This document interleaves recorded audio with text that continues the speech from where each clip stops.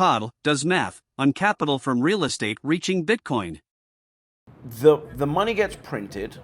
It then gets funneled into the money distributors, the money suppliers, let's call them.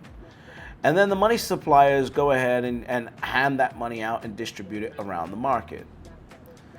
And that's really what happens here. And it's a very, very simple process. And most people never ever get to understand or benefit from it because they're not in assets and they're not close to the money printer.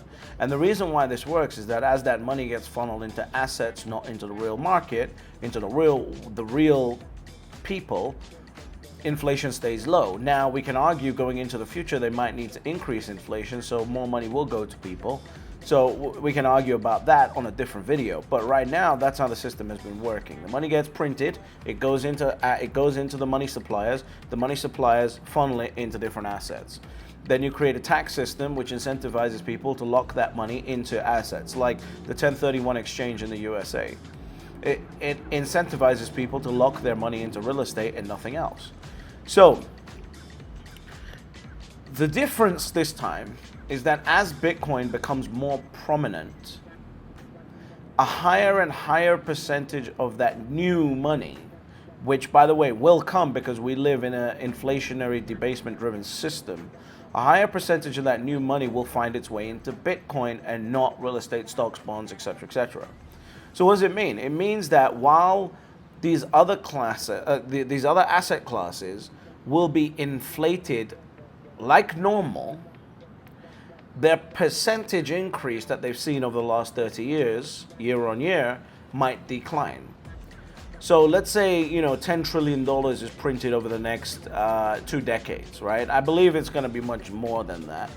But just to be conservative for this video, because, everyone says I'm bullish as fuck. So let's just be conservative as fuck for one time, right? I wish conservatives would be conservative as fuck right now, but, I've got to do that job too. So right now, let's say, just for example's sake, that out of every dollar that's printed, 0.02% of it, 2 cents of it, goes into Bitcoin. This is quite interesting because, as the dollars are printed, they go to people that already have assets. And those people that already have assets pretty much want to stay comfortable unless they can sniff an opportunity. And Bitcoin is that opportunity that they can start sniffing at this point, especially with the BlackRock ETF coming out. So let's say, 99.98% goes elsewhere, but 0.02% goes into Bitcoin at this moment in time. In the future, you might have an argument where up to 5% could find its way into Bitcoin. So out of every dollar, out of every dollar printed, 5 cents might go into Bitcoin. This means that the other assets will still rise, but Bitcoin will rise faster, right? Because Bitcoin has finality of supply. If you don't have a Bitcoin, every single day as Bitcoin gets accumulated, you've got less and less chance of actually getting to a Bitcoin, which is why I'm trying to get people to understand that you need to get to a Bitcoin as fast as possible, because there is true finality of supply on this asset. It's not like real estate where you can just print more real estate. Now this means that the other assets are still going to rise, but Bitcoin's going to rise faster because Bitcoin has true finality of supply. As this percentage of capital increases, Bitcoin rises faster and faster, and these other assets continue to rise, but maybe just not as high, right? And by the way, this doesn't even include anything I'm about to say doesn't even include any new capital from any assets that are sold and converted to Bitcoin. This doesn't include that. I'm just looking at new fresh printed money here. So this basically means that, let's say, new capital and its effects on real estate, right? Let's say that the current real estate's estimated growth is 10% a year. That 10% a year might dip, and it's a 30-year average. It might dip to 9.5% a year over the next decade, because people are saying, you know what, this new money I'm getting in, let me put, some of it into Bitcoin instead of real estate. So real estate still continues to go up, but instead of 10% a year, it goes up at 9.5% a year. And that number sounds very, very small to the average person. Now I'm going to dig into what it actually means on market cap for Bitcoin and what you might be missing here. It certainly sounds small, but as they say, small is powerful sometimes. So that 10%, right? Real estate's market value currently in the world is $330 trillion. So that 10%, as an example, that 10% a year growth is currently $33 trillion a year for real estate. 0.5%, which is that growth that we'll say will go away from real estate and go into Bitcoin, 0.5% of that 33 trillion is $165 billion a year. And if Bank of America's multiple is right, which I've been talking about since 2021, and people are just realizing that Bank of America put this research out there, if Bank of America's multiple is right and Bitcoin's supply continues to constrain as the halving approaches, the next halving approaches. This, by the way, is a shift over a decade. I'm not talking about next year, right? This is like the subtle shifts that can come in the market to boost Bitcoin's price up. So if they're right, if Bank of America is right, remember what they said was 118 to 1. For every dollar that goes into Bitcoin at the highest, most constrained part of the market, it's increasing the market cap by $118, which is huge. And you can go watch my other content on how that works, but that's what Bank of America said during the 2021 bull run. So just this one shift alone, right? $165 billion a year of growth coming away from a $33 trillion growth in real estate. How much is that? Look how tiny that amount is. $33 trillion real estate to compound 10% a year. And we get a simple 165 billies, 165 billion a year. That's nothing. Just that alone could add $19.4 trillion of market cap to Bitcoin every year.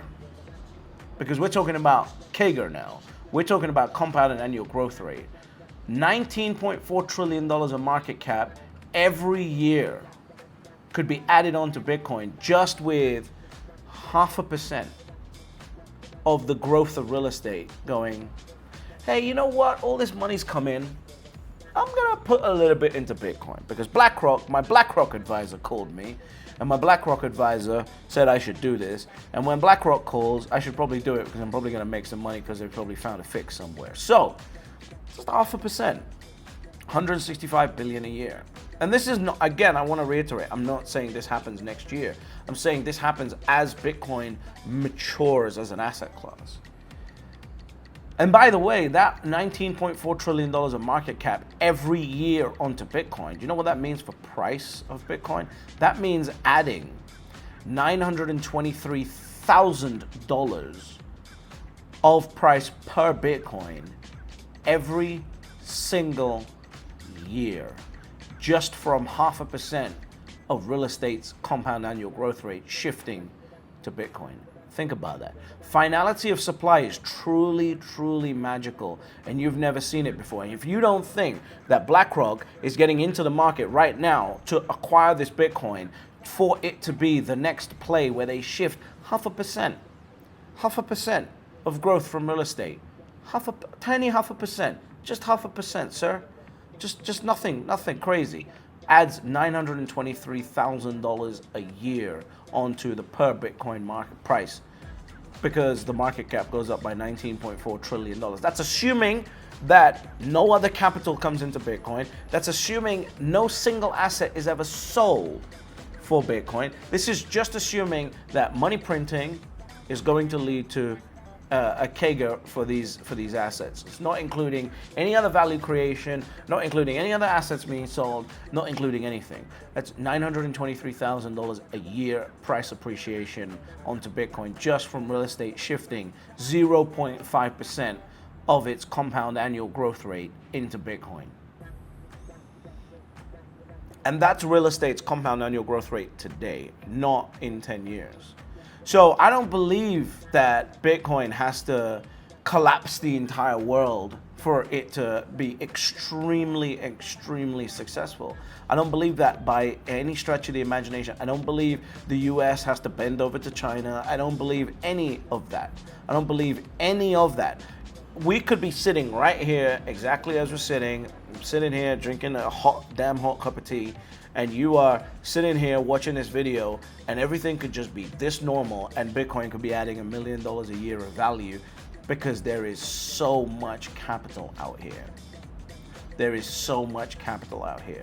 That's why I firmly am trying to get people, I'm pleading with people to get to 1 Bitcoin. Because if you're not at 1 Bitcoin, you are going to miss out on an opportunity like you've never experienced before. And if you are, and the reason why I can say confidently like you've never experienced before, it's because the finality of supply of Bitcoin is truly magical, and it's never ever seen before. It's never ever been seen before. And not much capital has to move to actually make this asset grow like this. So, are you ready? Because this is not only like theoretical now. BlackRock's filed an application. This is getting ready to happen. So the question is, are you ready? Are you at 1 Bitcoin? And remember, there's only 3 rules to Bitcoin. And those 3 rules are: step number 1, you buy Bitcoin. Step number 2, you shut the fuck up. And step number 3, you get fabulously wealthy. And do me a favor, please subscribe to the channel. And if you think this video could help open someone else's mind, please share it with them. I would really appreciate it. Thank you.